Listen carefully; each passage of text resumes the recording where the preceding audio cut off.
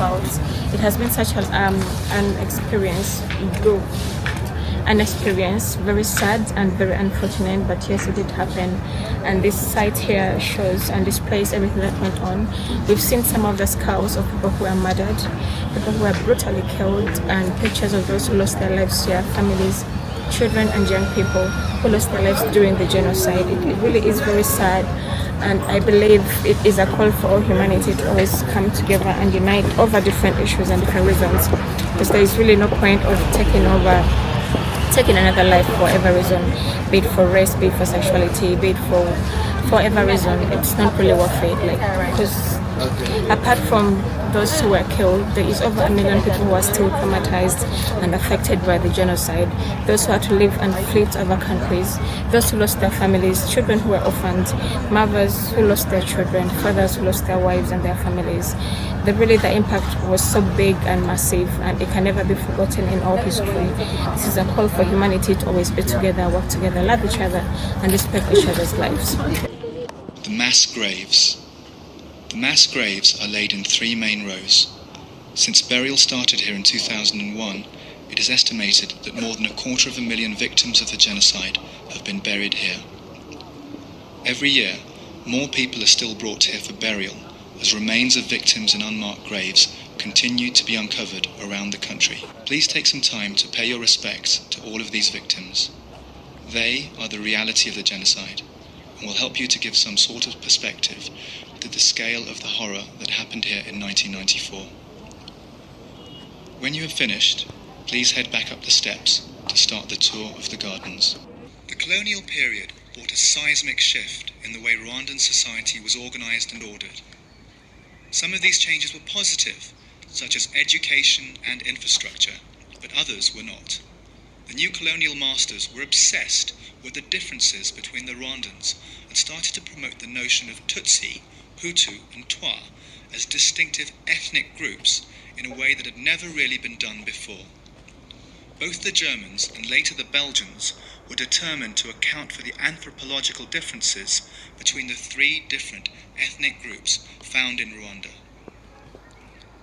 They surmised these groupings were Tutsi, whose origins were to the north of Rwanda and were primarily cattle herders, Hutu, who were of Bantu origin and were primarily farmers, and the Twa, of Pygmy origins, considered to be the original inhabitants of what is now Rwanda. To make these differences official, the colonialists introduced a rule where anyone who owned more than 10 head of cattle, the Garden of Unity. The Garden of Unity illustrates the Rwanda of ancient times, when the country was united and at peace. The circular design of the garden reflects the shape of traditional Rwandan homes, surrounded here, as then, by banana trees. The Garden of Unity is the first of 3 gardens that trace Rwandan history. The stream which starts here flows forward through each of the gardens, representing the passage of time. The water in the Garden of Unity moves peacefully forward before falling down through the waterfall into the Garden of Division. The Garden of Division. The shape of the Garden of Division represents the explosion of Rwandan society during the genocide. The water which flows here from the Garden of Unity reaches the Garden of Division after it drops down through the waterfall, demonstrating the fall of Rwandan society. The incoming water breaks the circle of unity, reflecting the disrupted peace and harmony of ancient times. Several statues are positioned around the garden, each looking in a different direction, away from those who surround them. The presence of elephants reminds us that the events of this time will never be forgotten by those who witnessed them. The palm trees in this garden symbolize the beauty of Rwanda despite the divisions. Visitors are invited to sit around the garden to reflect on this time. The seats are positioned separately, encouraging individual reflection on personal responsibility. The Garden of Reconciliation. Located after the Garden of Unity and the Garden of Division, the Garden of Reconciliation shows the united Rwanda of today. The fountain at the center of the garden is built upon rocks, symbolizing the process of rebuilding a once divided nation.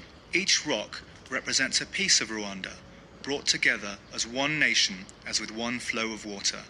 Surrounding the fountain are 5 circular plant holders, symbolizing other neighboring nations. An elephant with a mobile phone is communicating internationally to pass on the lessons to the entire world. The Forest of Memory. The Forest of Memory, surrounding the Kigali Memorial Centre, has been planted with trees dedicated to lost loved ones. Trees symbolise eternity, and although the forest is still young, it will be seen by many future generations of visitors. The Garden of Self-Protection. The Garden of Self-Protection is planted only with different varieties of cacti. Self-protection, as represented by the cacti, became the only option for those targeted by the genocide when the international community failed to intervene. The cacti also symbolize the need to protect societies from genocidal ideology, and the healing properties of the indigenous varieties show the potential for healing in the new Rwanda. The Rose Gardens. The Rose Gardens are dedicated to the victims of the genocide. The geometric circles encourage the movement through the rows of flowers, with space for reflection and admiration at the beauty of each individual rose. Spread over several levels, the rose gardens are filled with a variety of species representing the individuality of each victim. The Garden of Children. The Garden of Children is surrounded by fruit trees, which symbolize children, as children are the fruit of the world. We remember here the child victims of genocide, as well as the hope we have for new generations in Rwanda. The role of propaganda. Propaganda is one of the most prominent tools used to convey genocide ideology, used by the Habyarimana regime as a way of allying as many Rwandans as possible into the genocide enterprise. Newspapers such as Kangura, with Ngeze Hassan as editor, are famously known for having played a key role in dehumanizing the Tutsi and fueling hatred between neighbors, for example his 10 Commandments of Bahutu. But the regime did not only rely on printed material, but also relied heavily on radio as a tool of manipulation to spread genocide ideology. Radio RTLM was exclusively created for the purpose of educating Rwandans on genocide ideology. Specifically, it was used as a tool to indoctrinate the illiterate mass of the population who couldn't be accessed through print media. Experts show that media is a power in its own right, and when corrupted and used in a misleading way, this can lead to devastating consequences. Media strengthened the regime's genocidal agenda and helped to pave the way for its implementation. The Wall of Names. The Wall of Names is dedicated to the victims who died in the 1994 genocide. As you will see, the work is still in progress. Many of the victims' names have yet to be gathered and documented. Many of the victims who rest in peace in the grave are unknown. The Centre's documentation program uses audiovisual techniques to preserve testimonies and gather and archive victims' names, which will in the future be used to complete the Wall of Names.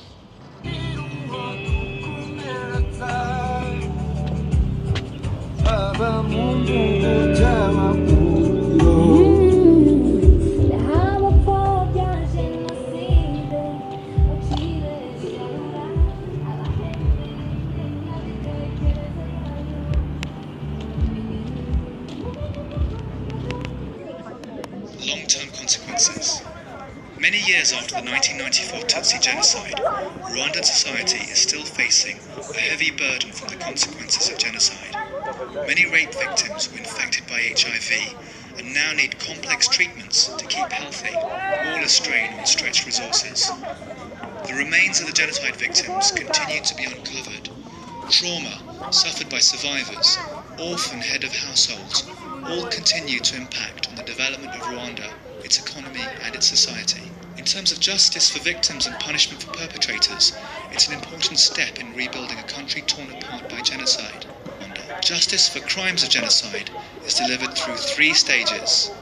The International Criminal Tribunal, established in Arusha, Tanzania, the ordinary judicial system, or classic justice, and Gacaca courts, all have the objective of dealing with genocide crimes and uniting and reconciling Rwandans by uncovering the truth with perpetrators, confessing their crimes, and publicly seeking forgiveness.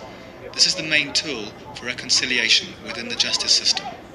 After going through the way that led to genocide, we draw lessons from the past and work harder for a better future. This is a basic foundation of different genocide museums around the country. They constitute tools of education for local people and international visitors to help them understand how genocide evolves and the related consequences for Rwandan society. This will help shape the education system to reflect closely what happened and prevent similar tragedies happening again in the future. 3 rooms. In the next section, there are 3 different rooms. The first one is designed in such a way that it displays more than 2,000 different pictures of victims. The second room shelters samples of human remains of the victims of genocide, whereby we pay tribute and remember them with dignity. And in the last part are displayed some artifacts and belongings excavated along with bodies discovered in mass graves. The Flower of Life Garden. The Flower of Life Garden is dedicated to all women in Rwanda, past, present and future. The Flower of Life is a geometric symbol, reflected here in the design of the garden. The symbol has connections to certain elements of Judaism and other world belief systems, where it is often thought to represent creation.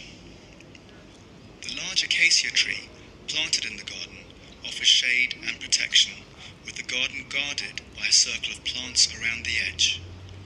This garden, dedicated to women, offers shelter and comfort to all those who rest in it.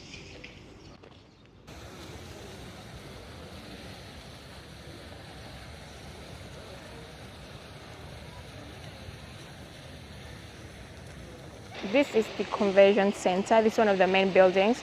It is such a very, very spacious, big place. There's different buildings. There's a hotel. There's different venues for different events. You could be having a meeting, reception, wedding receptions, and they do have a restaurant upstairs in this building. Yeah, we're going to go and have a look inside and see what really goes on in there.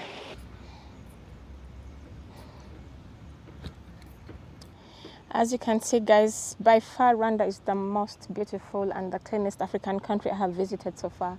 Everything is amazing. The people, they are quite calm, like you're not like worried for your phone or your bag being snatched away from you.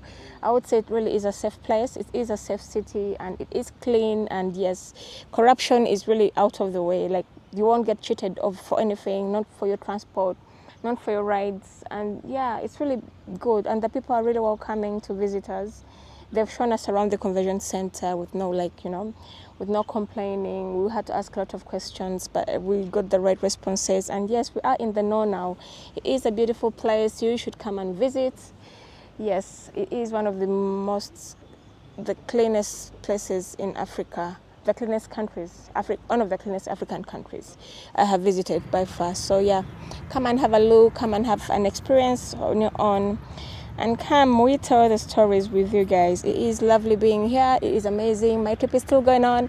I have a lot to share with you, and yes, just stay tuned, and well, I'll update you on the rest. Ciao.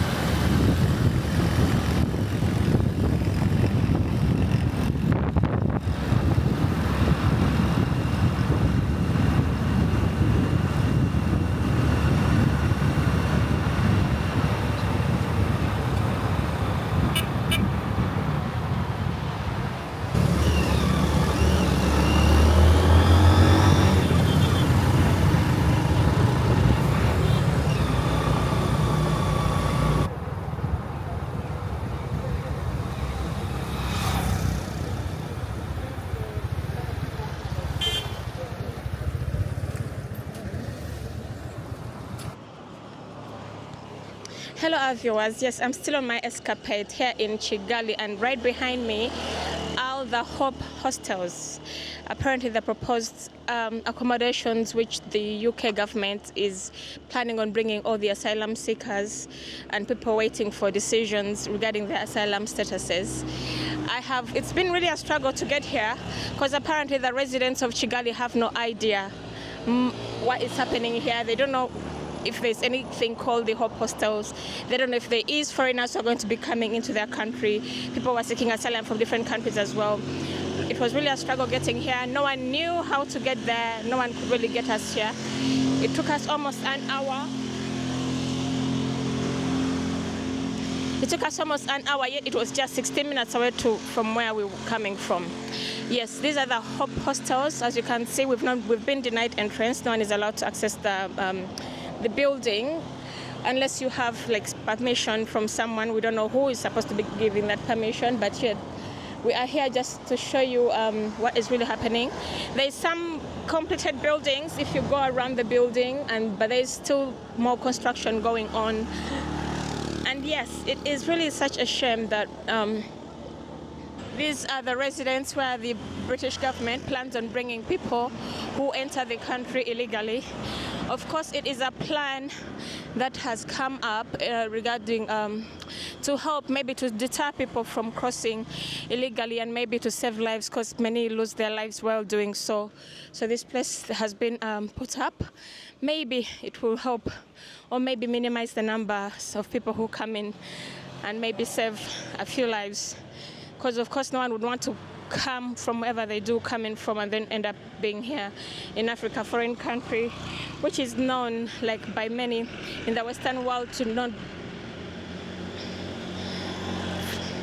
which is known by many from the Western world for the